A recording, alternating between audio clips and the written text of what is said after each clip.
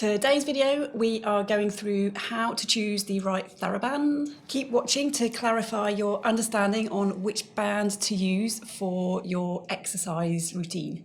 My name's Claire, I'm a physiotherapist from PhysioFit Health. Subscribe to our YouTube channel so that you can keep updated when we publish our videos. If you've seen people using stretchy bands or resistance bands like this one, but you don't know where to start with what they are, which ones to use, and how to go forwards in bringing them into your exercise routine, then we'll take you through how to figure it all out. This video, we will take you through the different strengths of bands, the fact that you can make an exercise easier or harder, a few questions to consider whilst you're thinking about which bands might be useful for you, and lastly, we'll go through an example exercise. The first thing to know and be aware about with these bands is they come in different strengths. Traditionally speaking, the different colours equals a different strength. I've got 3 bands here.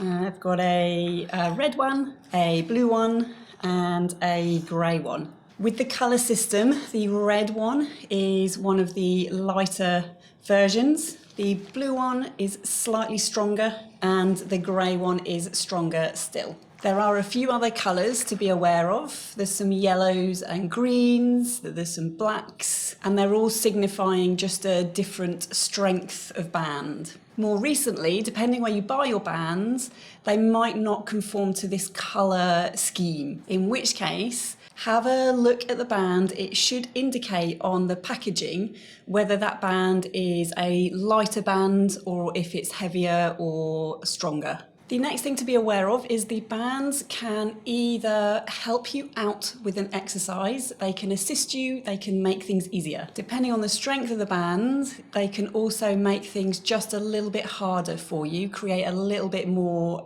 resistance. A few questions to consider before you are choosing the band for your exercise. The first one is, have I done this exercise before? If I haven't done the exercise before, you're wanting to make it easier rather than harder, just so that you can get the basics out of the exercise before you can then start increasing the difficulty. Another question to ask yourself is, how challenging do I want this exercise to be? If you're having an off day or you're just wanting a little bit more support, then it might change the strength of the band that you're using for that exercise. The third question to ask yourself is, what is the focus of that exercise you're intending to do? With that, I'm meaning, are you wanting to target the endurance of the muscles, or are you wanting to target more the strength of the muscles? We've created a couple of videos talking you through endurance and strength exercises and how many repetitions to target and what kind of weight that you're looking for. So you can check those out if you want to delve a little bit deeper into the endurance and the strength. Broadly speaking, if it's endurance, you want a lighter weight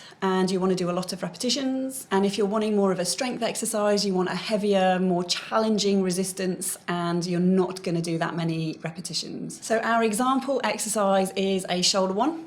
And it's one where the arm is just going to come all the way out and up to the side. We can go through the questions that we suggested earlier. Have I done this before? Yes, I have. How challenging do I want this? Well, in this instance, to answer this question, I also need to answer the endurance or strength question that we mentioned. So I want to actually target the endurance of the muscles. So the challenge, I actually want like a lighter band so that I can do as many repetitions as I want to or can do. So then for this exercise, I'm choosing to use a red band because it's one of the lighter bands. It's gonna give me a little bit of a challenge, but it's gonna mean that I can do a number of repetitions into the exercise, which will help me target the smaller endurance muscles. With this example exercise, you're in standing, you have the band under your left foot and you're holding the other end of the band with your right hand. And you're starting with that right hand over in front of your left hip. You're imagining you've got a sword, so you are going to draw your hand out to the side, turn your thumb up towards the ceiling, and this is going to increase tension on the band. So it's as if you're drawing that sword all the way out, raising it all the way up, and then you can return that hand back to your start position. That is your exercise. You're just checking when you do this exercise that that right shoulder doesn't start to lift up as you're starting to raise the arm up. You don't want it to be hitching up. If you're finding it's doing this, the shoulder hitch, it takes you back to that question on how challenging do you want it to be. You want your movements to be of more quality rather than quantity. So you've probably chosen a band that's a little bit too strong if you're starting to hitch, in which case you just want to take the band down a strength or two and then repeat the exercise and see if that is better with this shoulder. So those are the things to consider when you're wondering how to choose the right TheraBand. Be aware that they come in different strengths. They can either help you or make it harder for you. And a few questions to consider when you are choosing the band, and that's, have you done the exercise before? Do you want to make it just a little bit easier so you get the quality first and then increase the resistance? And are you really wanting to work on the endurance or the strength around that exercise and the muscles in the body? What we've just gone through doesn't cover all scenarios for all exercises, but it should give you a good foundation of knowledge. Subscribe to our YouTube channel and we'll see you soon.